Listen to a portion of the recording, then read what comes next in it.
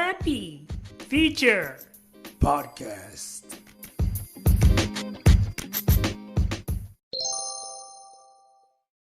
Bitcoin as world currency.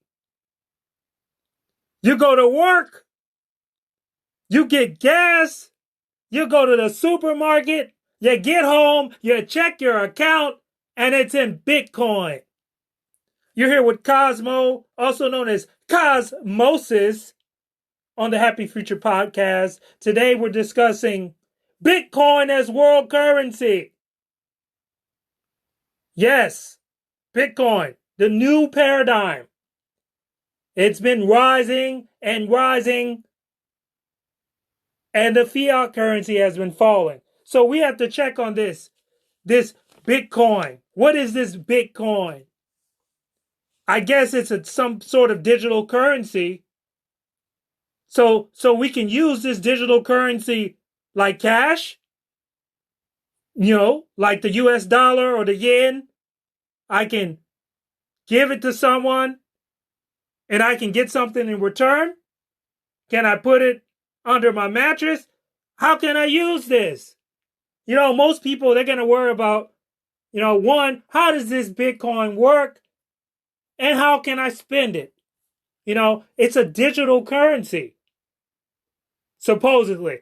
But in actuality, it's physical as well. They have what's called cold storage. You can store Bitcoin offline. They have debit cards. You can go to the supermarket, you can swipe a debit card, and you can buy something. But how does that work? Do people need to know how that works in order to use this?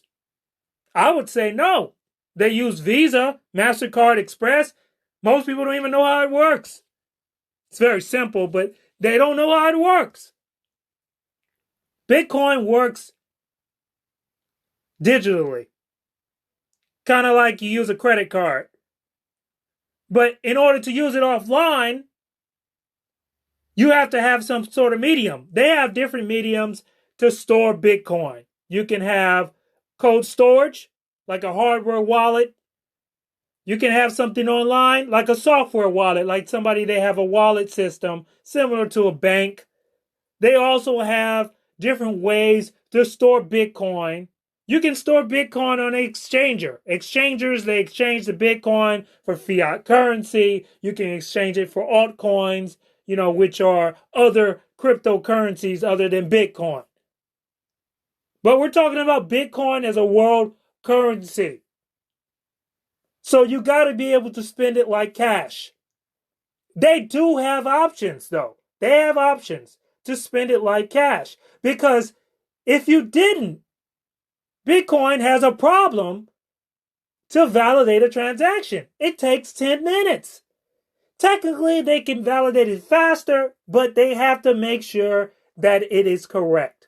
They have to have confirmations. They even pay Bitcoin miners money to make sure that it's correct. There are problems with their payment system because they also need what's called full nodes. They need people running computers that have full registry of the Bitcoin blockchain so they can use the verified transaction. Satoshi came up with this.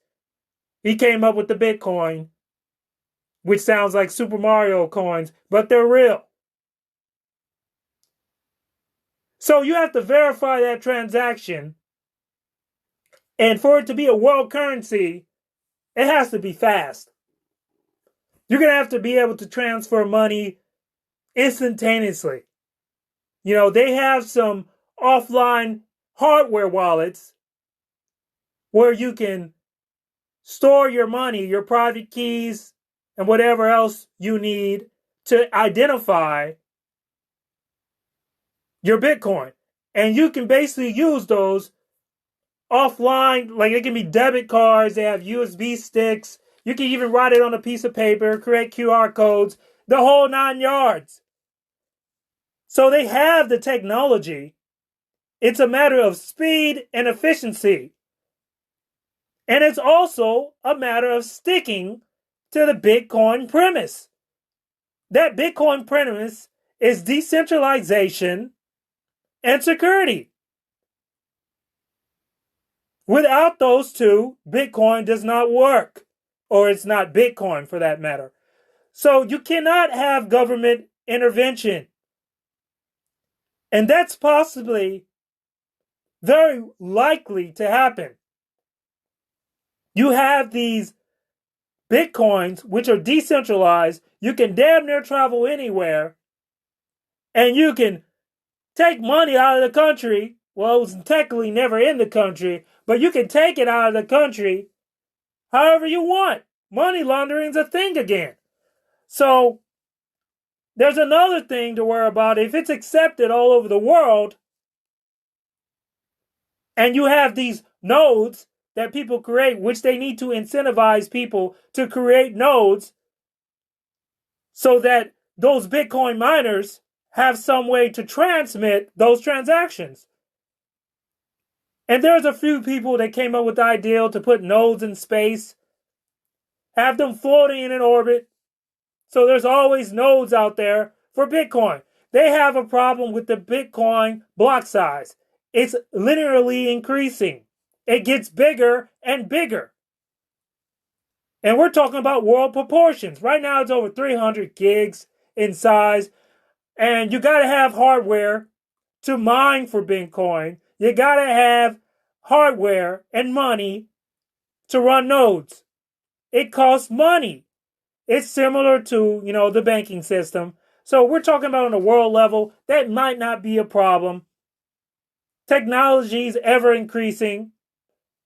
Hard drive size, they're always increasing. We're always getting faster.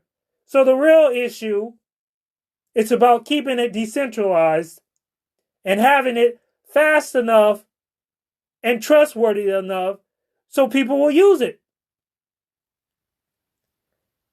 So we have to think about this. Is Bitcoin trustworthy? Do you trust it?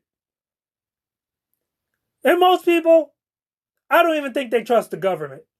So I don't think that might not be a problem. So let's go to the next reason. Is it decentralized? Currently it's decentralized. But is it? You have a lot of big organizations that are running nodes, they're running wallets, they're running exchangers. They're creating the new hardware and software that people are using to make Bitcoin. Software development companies, they're altering the Bitcoin code, open source code. Is it truly decentralized? Or does it need to be decentralized? And as long as there's somewhat of a decentralization that ensures people are anonymous. Because that's what Bitcoin's about, being anonymous. And you can avoid many transactions that the government can tax you on. And they're already trying to tax people for Bitcoin. They've been doing it. Capital gains taxes in the US. And most people want to avoid those. You have a world currency for Bitcoin. You can't be taxing people. It has to be decentralized. Let's go to the other issue. Is it fast? Is it efficient?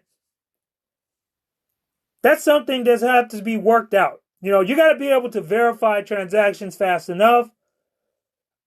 They might have to modify something, come up with something, because, simply putting out faster hardware, that will work. But we're talking about years down the line. We're talking about massive proportions, people making millions of transactions every day. Is this going to be a problem?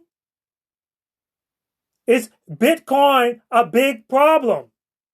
Is it going to become a world problem? They have to worry about hacking, security. Is the world ready for Bitcoin? Are you ready? Are you ready to go to the supermarket? Are you ready to go to the movie theater? Are you ready to purchase your first car using Bitcoin? We have to worry about those debit card fees. They got debit card fees just like everyone else. They do have a debit card that you can use, that's a hardware wallet, that's your own with 0% fees. They have it. Is this worth it? Bitcoin as world currency. What do you think? Good or bad? You're having fun? Ha ha ha ha.